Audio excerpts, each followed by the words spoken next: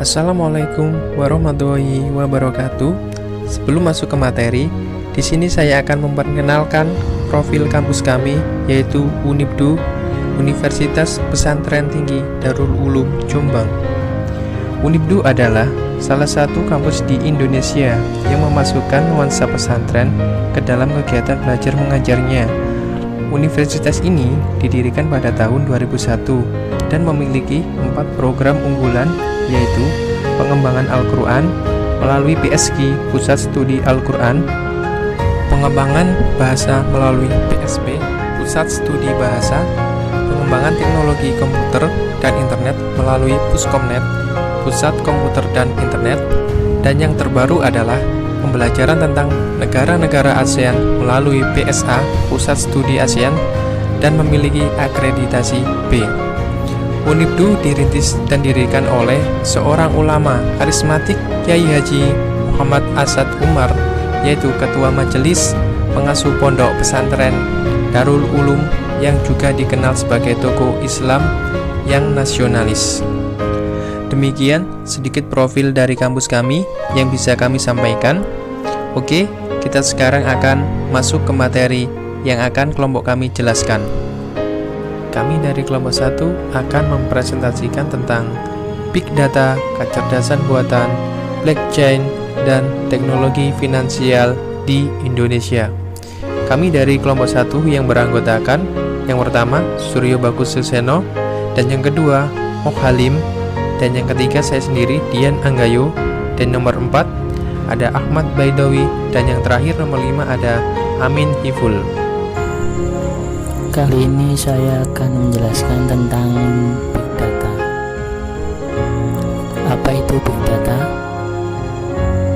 Big Data adalah istilah umum untuk segala himpunan data dalam jumlah yang sangat besar, rumit, dan tak terstruktur, sehingga menjadikannya sukar ditangani apabila hanya menggunakan perkakas manajemen basis data biasa atau aplikasi pemroses data tradisional belaka.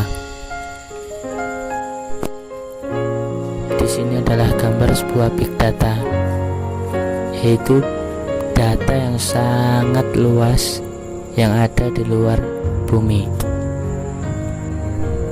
di mana big data meliputi pengambilan data, penyimpanan data, analisis data, pencarian berbagi, transfer, visualisasi, query, pembaruan atau update, privasi informasi, dan sumber sebuah data. Selanjutnya saya akan menjelaskan tentang konsep Big Data. Konsep Big Data terdiri dari beberapa kata kunci, yaitu volume, variasi, dan kecepatan.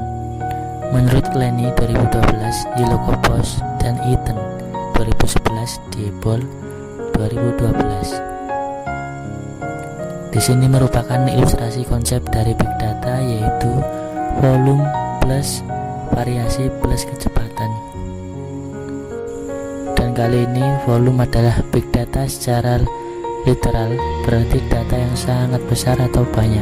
Menurut penelitian, saat ini dunia telah memasuki era zettabyte, di mana zettabyte adalah ukuran besar setelah dari exabyte. Sebenarnya masih ada ukuran yang lebih besar dari zettabyte, yaitu yottabyte. Yottabyte adalah ukuran besar saat ini. Selanjutnya, dinamika perkembangan Big Data di Indonesia. Perkembangan Big Data di Indonesia dibagi 3 level. Level pertama adalah makro. Perkembangan Big Data di Indonesia adalah berkembangnya Big Data secara global menurut Diebold tahun 2012.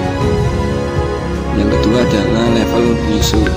Pada level MISO, perkembangan Big Data di Indonesia didukung oleh 2 faktor. Faktor pertama adalah melimpahnya data digital yang terakumulasi pada 3 sektor utama. 2 sektor utama terdapat pada sektor bisnis konvensional, telekomunikasi, dan perbankan. Yang ketiga, level mikro. Pada level mikro, implementasi penggunaan big data secara granular lebih banyak ditemukan di sektor bisnis.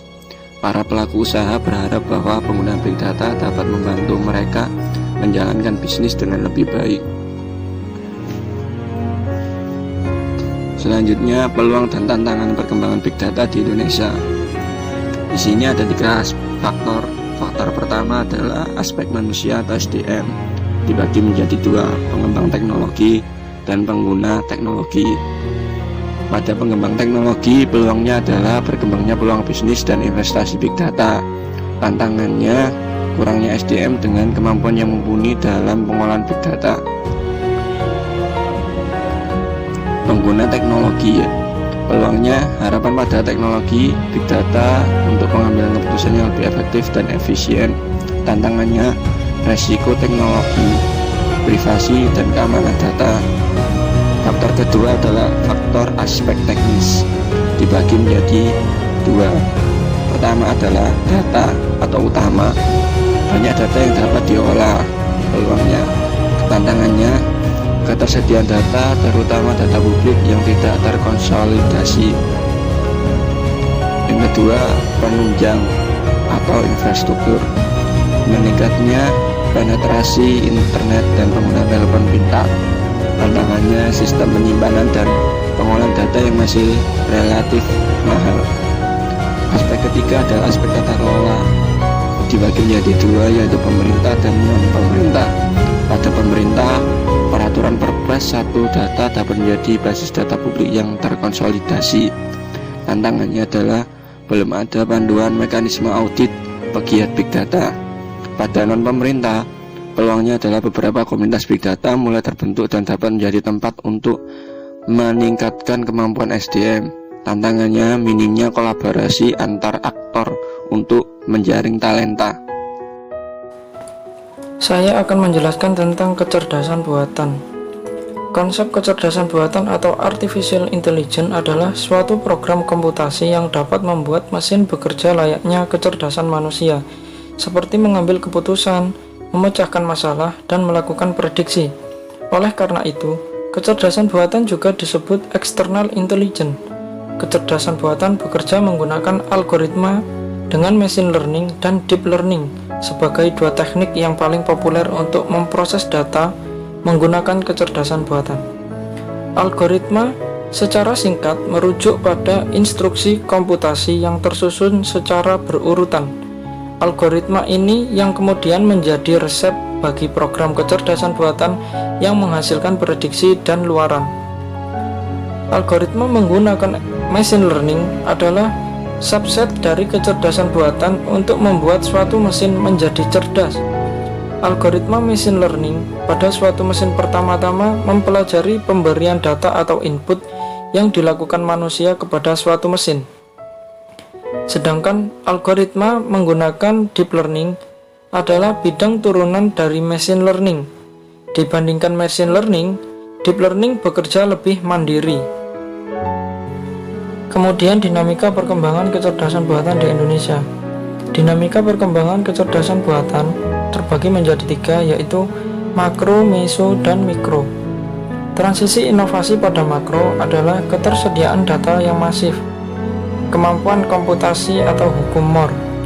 Transisi inovasi pada meso adalah ketersediaan data masif seperti bank, telekomunikasi, dan perusahaan rintisan.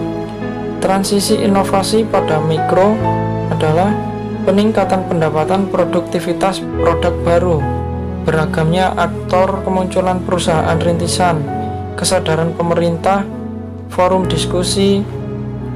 Untuk ketersediaan data, pelatihan mesin dengan data, tata kelola perlindungan data.